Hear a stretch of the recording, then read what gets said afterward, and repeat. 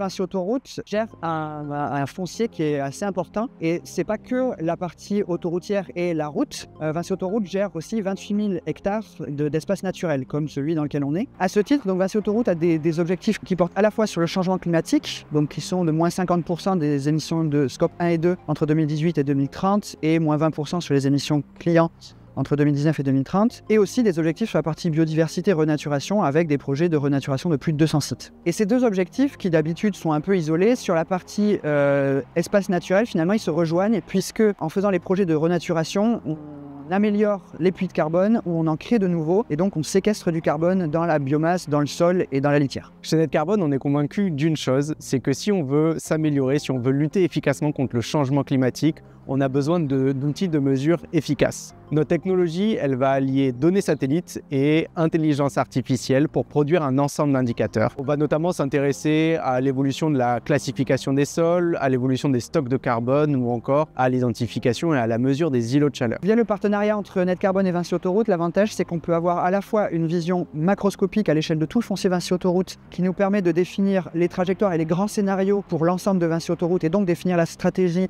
séquestration carbone et biodiversité de Vinci Autoroute. Mais on est aussi capable de modéliser à l'échelle locale les projets pour savoir ce qu'il faut planter à quel endroit, pour maximiser les puits de carbone et les bénéfices à la biodiversité, et aussi faire des modélisations, donc des projections pour voir l'évolution future et du coup suivre ces projets dans le futur quand ils seront réellement mis en place. Grâce à ces indicateurs clés, on a pu réaliser une analyse du foncier de Vinci Autoroute, mais on a également pu modéliser de futurs projets d'aménagement, de futurs projets de renaturation pour simuler l'impact de ces projets sur les stocks de carbone, mais aussi pour réduire et lutter contre les îlots de chaleur. Alors ici, on est sur le site de la Brétinière.